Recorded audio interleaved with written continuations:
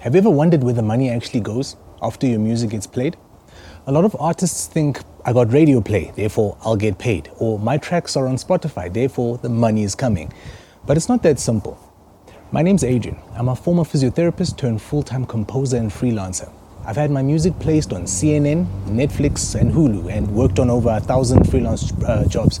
I've also been chasing royalties across 5 different organizations, so I know how broken and confusing the system can be. Here's how royalty money actually flows and where you might be losing it. So, step 1, your music gets used. Let's say your song gets played on TV, or a radio station spins it, or someone streams it on Apple Music. That's usage. That usage creates value for you, and someone owes you money. But the broadcaster or platform isn't going to send you a WhatsApp saying, hey, here's 180 Rand for that airplay.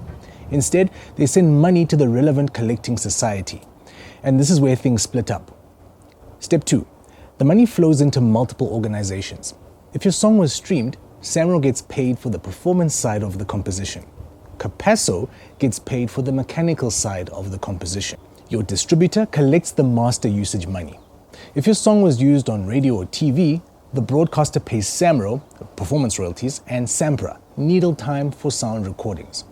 If the broadcaster submitted cue sheets to SAMRO, and if the broadcaster was licensed, great, you're in line for a payout. If it was a live performance, the venue should pay a license fee to SAMRO. But if they don't, you won't see a cent, even if you performed flawlessly. Step 3, the organizations you registered to pay you if you're registered. This is the key step where most people lose money. If you're not registered with SAMRO as a composer, CAPASSO for mechanicals, SAMPRA as a performer or rights owner, and some kind of distributor with global reach, then your money just sits, sometimes for years. That's why people say, I haven't been paid for my hit song. The money's there. They just never claimed it. Here's the trick. The royalty chain is only as strong as your weakest link. If your metadata is wrong, if your songs aren't registered with all the societies, if you never submitted your live performances, then the whole system breaks. And nobody comes to fix it for you. So let me ask you a question. Which step in this chain do you feel most confused by? Comment below. I'll answer every single one. If you want help getting started properly, grab my free registration guide in my bio. Let's stop leaving money on the table. You deserve better. Peace.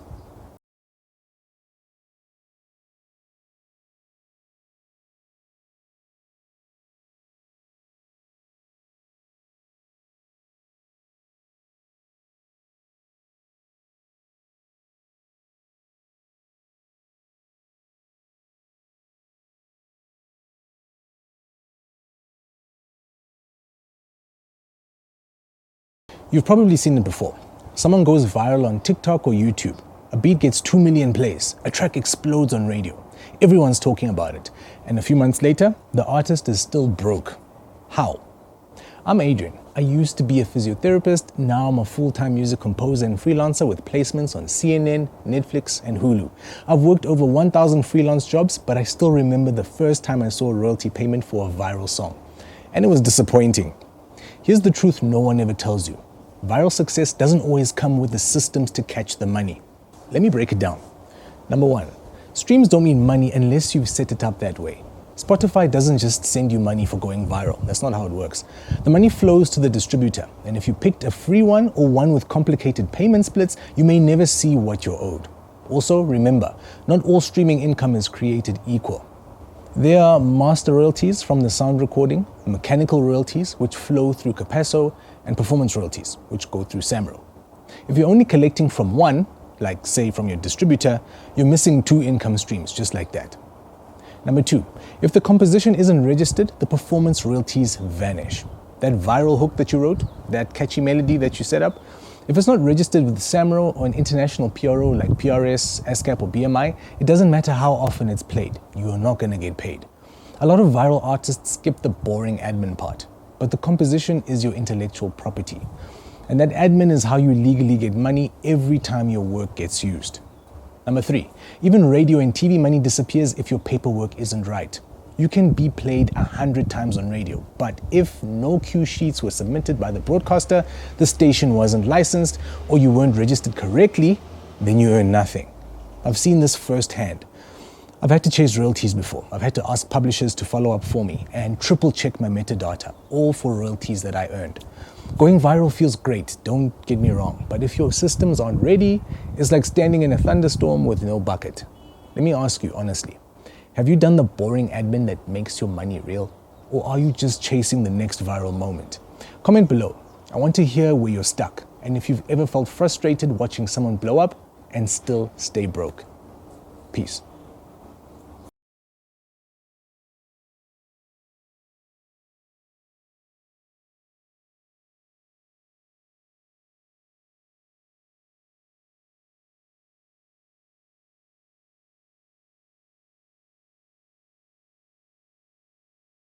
Everyone wants to get paid, but in music, just because your voice is on the track doesn't mean the money is coming to you.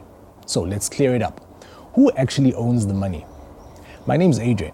I left my job as a physiotherapist and now work full-time as a music composer and freelancer with credits on Netflix, CNN, Hulu, and over 1,000 freelance jobs.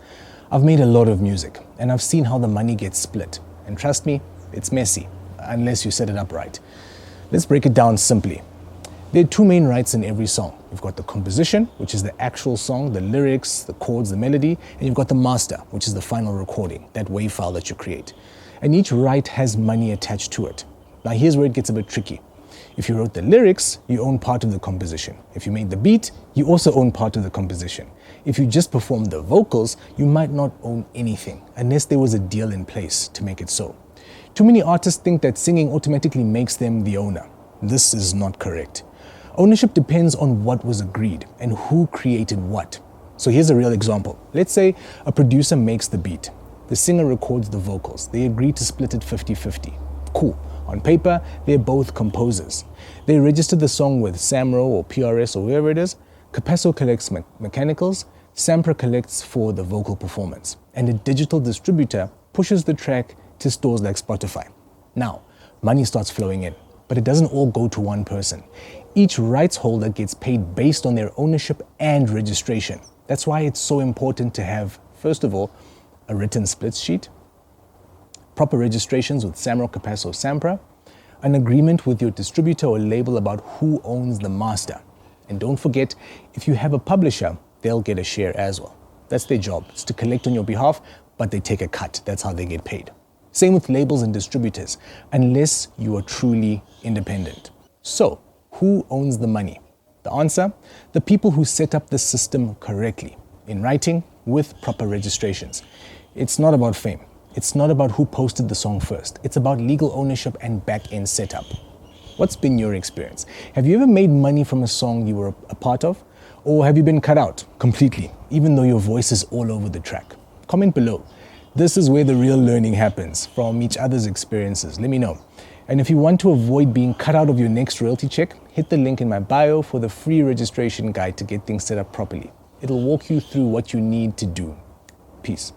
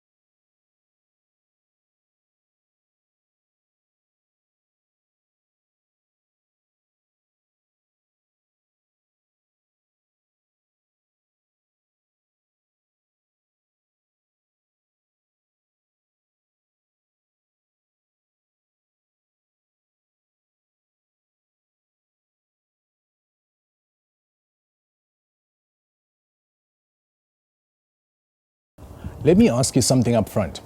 Have you ever dropped a track, it did well, maybe even played on radio, and months later, you're sitting with 0 royalties, 0 emails, and 0 answers?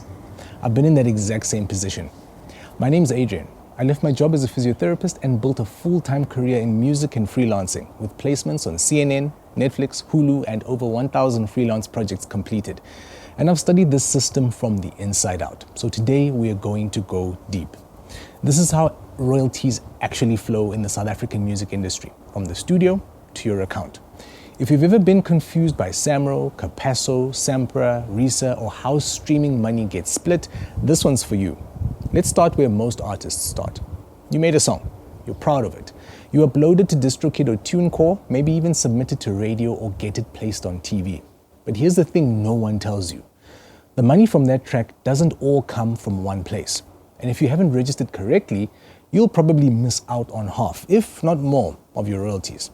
So, step 1, understand the 2 sides of the song. Every piece of music has 2 major components. Firstly, the composition, the melody, the lyrics, the chords. Number 2, the master, the recorded performance, and each side generates different types of royalties, collected by different bodies. Let's break that down for a second. So, we've got the composition rights, which is SAMRO and CAPASSO. If you're a songwriter, composer, or beat maker, your money flows exactly like this. SAMRO handles performance royalties, anytime your song is played on radio, TV, or performed live. CAPASSO handles mechanical royalties, and this includes digital sales, streaming, and CD duplication. But wait, even streaming income is split. Spotify, Apple Music, and others split their payments between the composition side via CAPASSO or SAMRO and the master side, usually paid to your distributor. So, if you only register with your distributor and ignore SAMRO and CAPASSO, you're missing out. That's why artists sometimes say, I got paid 7 Rand from Spotify, that's it. Meanwhile, the rest of the money is sitting with CAPASSO or SAMRO, waiting for someone to claim it. That's how it works. Then step 2, register with SAMPRA if you're a performer. Now, if you're a vocalist, a featured performer, or even the one who played instruments on the recording, SAMPRA is where your rights come into play. SAMPRA pays out neighboring rights, which are based on your performance or the master. So even if you didn't write the song, but you sang or performed on it, you can still earn. But only if you're registered as a performer and linked that track correctly. Okay, so step 3, don't forget the master ownership. Who owns the master recording? This is where most fights happen, trust me. If you recorded the track and uploaded it yourself, the master obviously is yours. If you sign to a label, they might own the master. If the producer financed the entire project, they might argue that they own the master. This matters because platforms like DistroKid and TuneCore send master royalties to the account holder. And if you're in a 50-50 agreement with your collaborator but never signed a split sheet, they can collect everything and leave you with nothing. So just watch out for that. Step 4, radio and TV are not automatic paydays.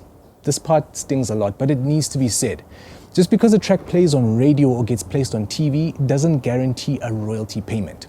So now why is that? Because not every station is licensed with SAMRO or CAPASSO. Some radio pluggers submit your track to stations that never report their playlists. Maybe you didn't send a cue sheet to the TV or broadcasters, or maybe you registered late or not even at all. You have to track your own airplay if you can. Follow up with the stations and ensure you only work with credible pluggers who target licensed stations. I've had tracks on international channels like CNN, Mnet, Supersport, and they paid, but only because we tracked the music. We registered and then we followed up. So this money is not automatic. It's a lot of admin in it. Step 5, live shows don't always count either. This one surprises people. So if you perform live at a bar or a club or festival, SAMRO doesn't automatically know that you did that. You need to submit set lists using their live performance forms. You only get paid if the venue has a SAMRO license, or if you submit your set list and the songs that you performed are registered under your name at SAMRO. Also, not all venues are licensed. So if you perform regularly at unlicensed venues, there's no performance royalty to collect for you. Step 6, what about RISA and RAV? RISA manages certification, so gold and platinum, as well as ISRC codes. They're not going to pay you royalties, but they do validate your metadata and handle music charting. RAV, or RAV, collects income from music video broadcasts. If you're getting spins on Trace or Channel O and your ISRC and your data is not submitted properly, you could be missing out on royalties there. So as a bonus tip, do you need a publisher or a manager? Okay, I'm going to say this clearly. You don't need a publisher, especially when there's nothing to publish. You don't need a manager when there's nothing to manage as well. If you're early in your career, learn the system yourself first, please. A publisher should only come in if they're bringing in a real network value, or if you're too busy to register and follow things up yourself, if you're genuinely too busy. They pitch your work to get placements or syncs, and most publishers, they'll take a cut, right? And they'll leave you to do the heavy lifting. Not all of them, but some of them will leave you to do the heavy lifting anyway. So as a final thought, ownership is earned in the admin. Everybody loves making the music, the studio sessions, the collabs, the vibes, but the money comes from the actual paperwork. ISRC codes, metadata, registrations, cue sheets, contracts, follow-ups. That's where the money's really made. Cool. So if you're serious about making sure your next track actually pays you out, download my free music registration guide. The link is in my bio. And yeah, I want to hear from you. Have you ever made any money from music, or are you still waiting for that first royalty check to show up? Drop me a comment. I want to build a thread of real stories so that we can all learn together. Peace.